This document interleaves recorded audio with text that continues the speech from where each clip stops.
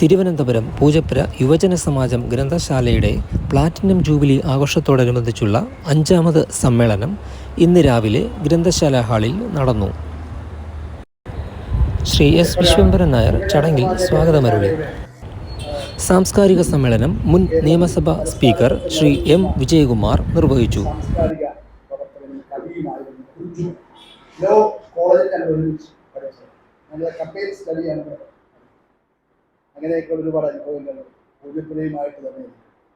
Thiruvananthapuram women's കോളേജിലെ economics വിഭാഗം മേധാവി ഡോക്ടർ വി ഉമാജ്യോതി മുഖ്യപ്രഭാഷണം നടത്തി.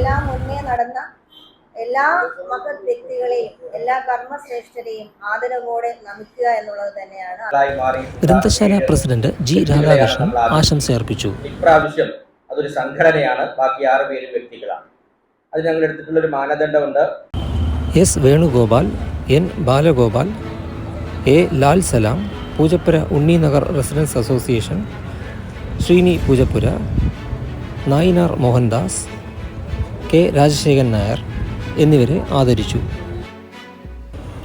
സംഘാടക സമിതി ചെയർമാൻ ശ്രീ ഇ കെ ഹരികുമാറാണ് പ്രമുഖ വ്യക്തികളെ ആദരവ് അർപ്പിച്ചത്.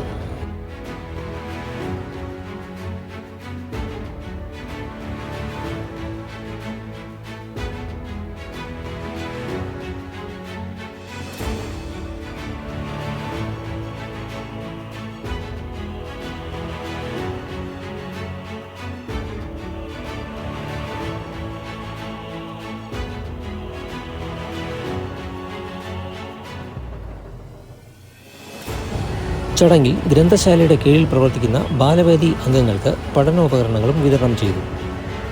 മധ്യതലത്തിൽ പുസ്തകശേഖരം മുന്നിലൊതുക്കി വാണരുളുന്നൊരു മുത്തശ്ശി, വായനശാല മുത്തശ്ശി.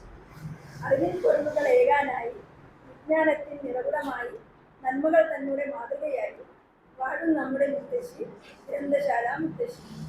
വരുവിൻ വരുവിൻ കൂട്ടരെ, വായിച്ചിടാം കൂട്ടരെ, അറിയാനൊത്തിരി ഉണ്ടല്ലോ, നേടാൻ ഒത്തിരി ഉണ്ടല്ലോ. കഥകൾ, കവിതകൾ, ചെറുകഥ, പദ്യം, പുരാണ ഗ്രന്ഥവും ഉണ്ടല്ലോ. നോവൽ, മാസിക, ഉപനിഷത്തുകൾ, എങ്ങനെ വ്യാകരണങ്ങളും ഉണ്ടല്ലോ. രാജഭരണവും ബ്രിട്ടീഷ് ഭരണവും ശാസ്ത്രലോകവും ഉണ്ടല്ലോ. കുഞ്ഞു മനസ്സിനെ കീഴടക്കാൻ ബാലകഥകളും ഉണ്ടല്ലോ.